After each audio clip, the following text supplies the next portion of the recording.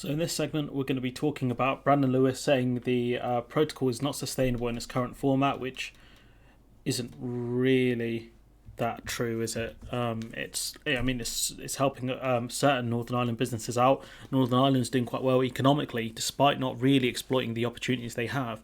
If the government created less uncertainty around the protocol, there wouldn't be as many issues either. If businesses knew this is the new normal, if you're having issues getting items from GB to NI, then you should look at moving your supply chains out of GB. Obviously, they wouldn't say that too publicly, but that's the situation right now. The Northern Ireland Protocol is not sustainable in its current format, according to Brandon Lewis.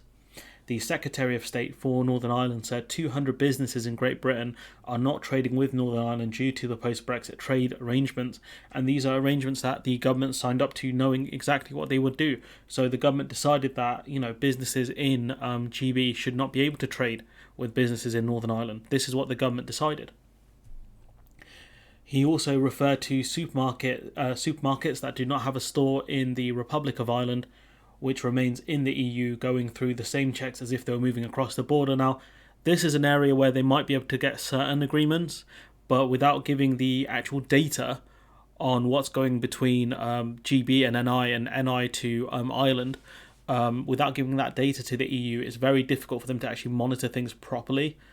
There were talks of a trusted trader scheme, but I think the EU didn't bite on that one. And to be fair, can you really create such schemes with an entity that's as disreputable and as untrustworthy as the British government or the Tory government?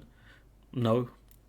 This is not sustainable. It's not appropriate within the internal market in the UK. Well, you decided to rupture the internal market of the UK, so that's on you, big boy.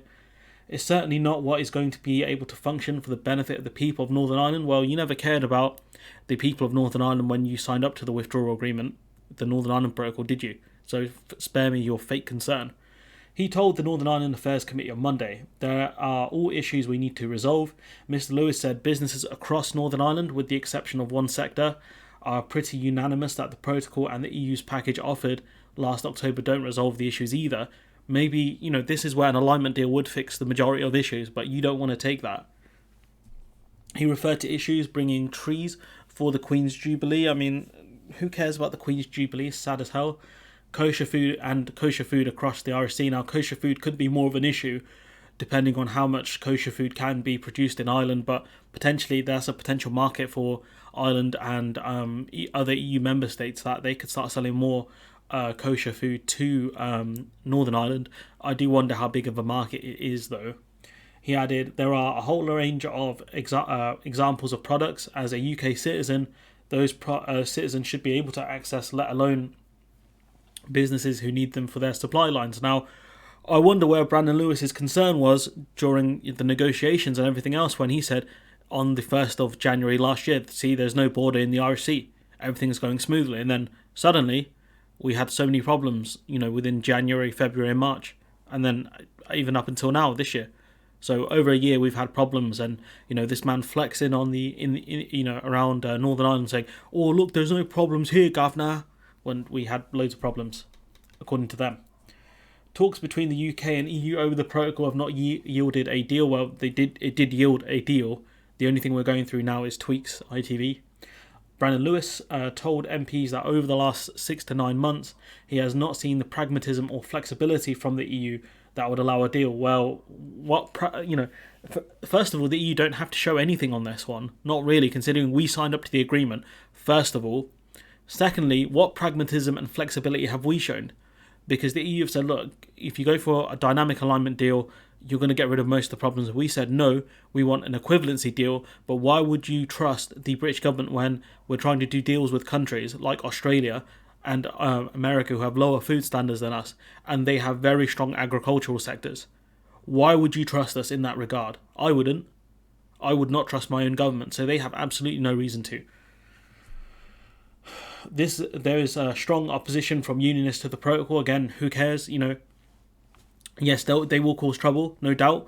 But the simple fact is, you didn't care about unionists when you guys voted for the Northern Ireland Protocol, the withdrawal agreement and everything else. Why do you suddenly care now? The DUP are finally understanding that the British government do not care about them. And it hurts. because when you love something so much or claim to love something so much, when it doesn't love you back, it hurts. And the DUP are learning that firsthand.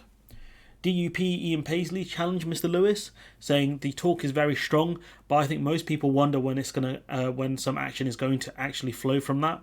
Lewis told said the UK government has not yet triggered Article 16, which again, ITV don't understand Article 16, just like the BBC. It leads to more talks for a month before you can do anything. It goes through a joint committee that's headed by Liz Truss and Maros Sefcovic, where there will be talks. If it can only be used in a very specific way, so on certain products for whatever reason, if you can prove it is causing a societal, environmental or economic damage, if you can justify that, then it can go through okay. If not, the EU can take retaliatory tariffs. It can be taken through arbitration, which could take months or even a year, depending on how the arbitration process exactly works. It could go to the European Court of Justice, for example. So it depends. So, please explain Article 16 properly each time you mention it, or at least leave a link to an article where you've explained it, because I'm getting very bored of explaining it to you guys, honestly.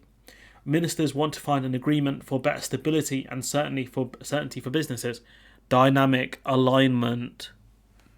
I appreciate your point about where does patience run out. Our view is we will strain every last sinew to do this by agreement with the EU, and that's the work that is continuing, he told MPs. Earlier in the session, Lewis said it is right that the protocol checks on goods continue. It's a legal requirement. In February, it feels like a long time ago, Agricultural Minister Edwin Poots ordered the checks to be halted, but that order was suspended after a legal challenge. The courts told him to stand down. Those checks are still going on. There's no shift to that, Lewis told MPs. Our view is that they are a legal requirement and that they are continuing, because if we didn't continue with these, we would be taken to court. Of course, even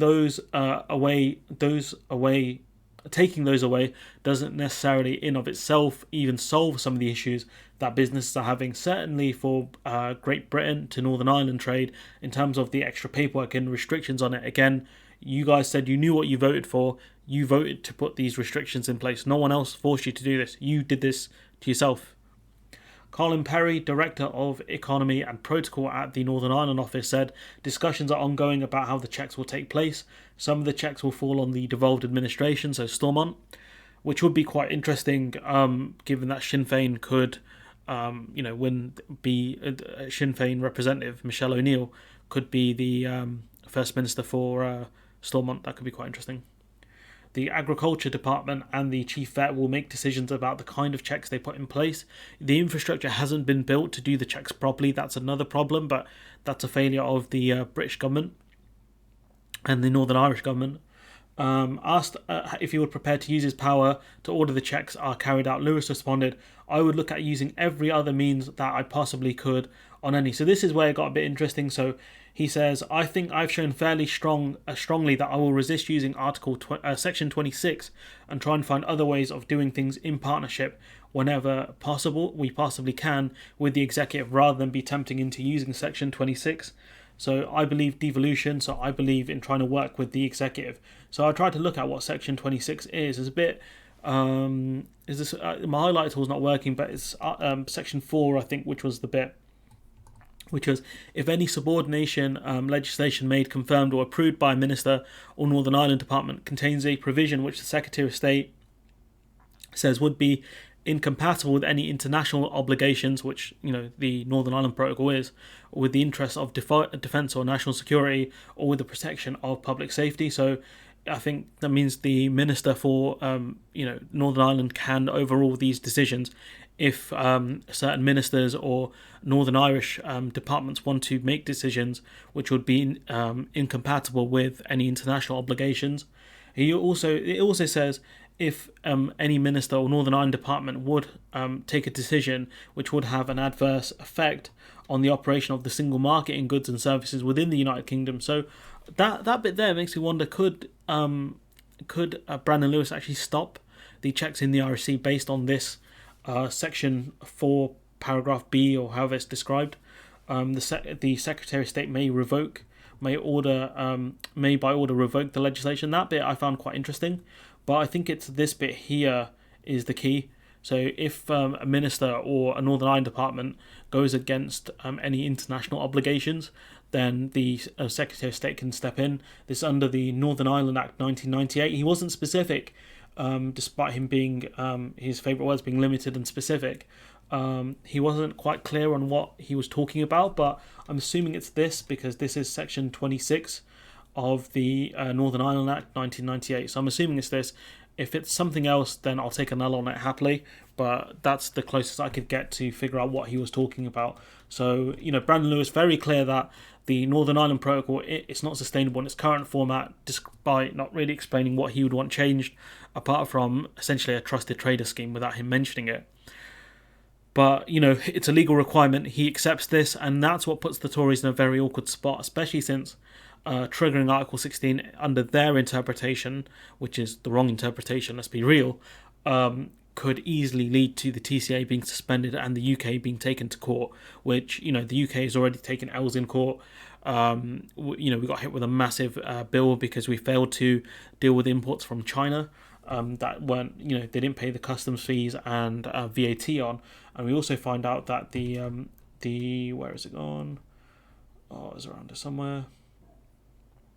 There it is.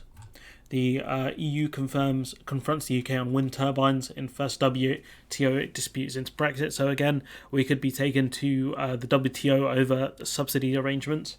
So that could also happen. So we might take if the UK used their false interpretation of Article 16, we could be taken to court over three things. One of those was the Chinese imports.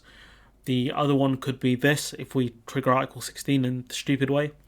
And also, if over the subsidies, we could be taken to court over that, which is something I will talk about in a separate article. But it looks like the government might take 3 L's in a row. But anyways, look, I'm going to leave it there. Let me know what you think in the comments below. Like, comment, share, subscribe. Support the channel on Patreon if you can. And hopefully I'll see you in the next one.